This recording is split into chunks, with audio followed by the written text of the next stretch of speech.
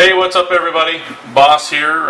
For those of you that have followed the link from Android Central, just thought I would throw up a video versus typing out some long paragraph and you'd be bored reading. Granted, you may be bored watching the video, but some first impressions on the Asus ePad transformer.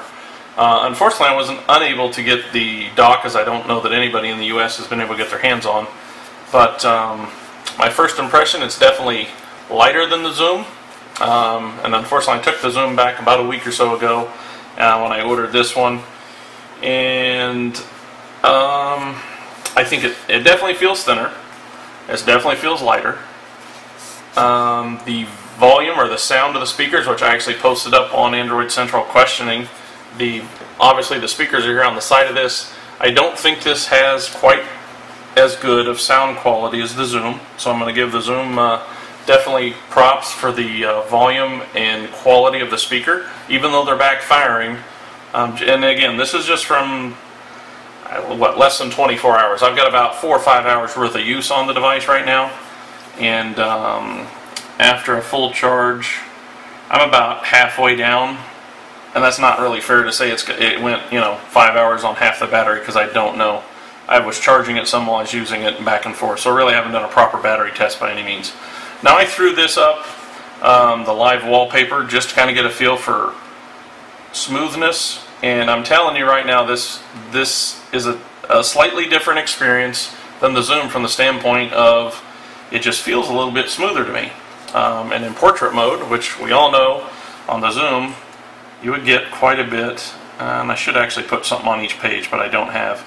But just this transition and the animation change just seems smoother on this than the Zoom. Now, a couple other things that's kind of crazy is when I first opened this up, and I'll go in here to the browser, which some of you may not care for the stock browser. I personally kind of like the stock browser, and I like the stock browser for this reason. It's got the quick controls, and so when you come in from the side, it pops up those controls. And for those of you that grab onto your tablet like this, just pop your thumb in and have all your controls right there and not have to reach up and hit the back button or do something crazy. This is the way I prefer to surf the web. And the crazy thing for me was this, of course, if you've loaded up the Zoom stock out of the box and you said, hey, let's go to, I just hit something, didn't mean to. So I go to my bookmarks, and let's go in here and I'm going to just try to close this down. The browser, actually I don't think I have anything on here to kill it, or yes I do. I've got system panel from a battery test, so we're going to jump in, and I don't normally do this, I let it kind of manage it, but I'm going to kill all tasks. So as you can see, the browser is not open right now, if that's focusable. The keyboard, Asus keyboard, my water, which is live background, system panel. Alright, so we're going to go back out, we're going to open up the browser, and if you've ever messed with the Zoom, once you kill off, pardon the, let's focus again, here we go. If you've ever messed with the Zoom and the browser, you know that when you go to Engadget as a particular site, it loads up the mobile site. I haven't touched this, haven't done the about, the about / debug.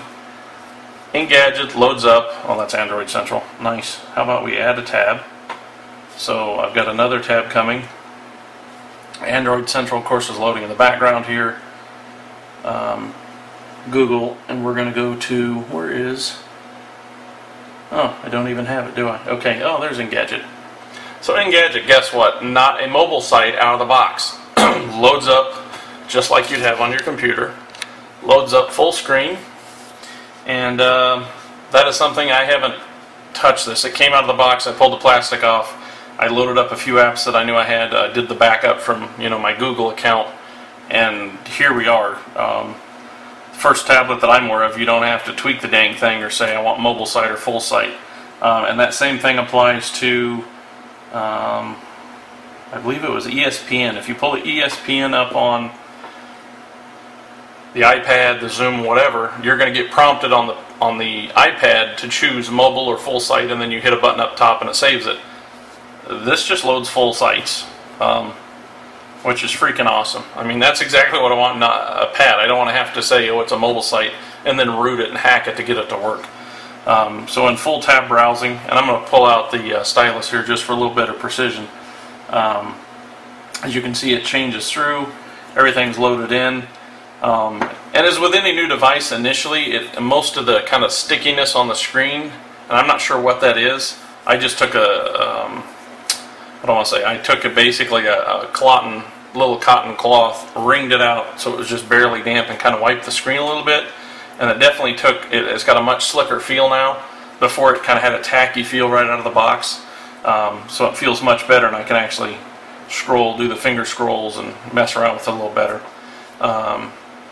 So that's kind of the browsing experience, which out of the box is a much better experience than the Zoom, in my opinion, because I'm not sitting there staring at a bunch of mobile sites. I don't have to go online and look up about, debug.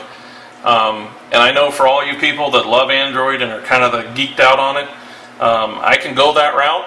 I'm very technical in that respect, but to get into the consumer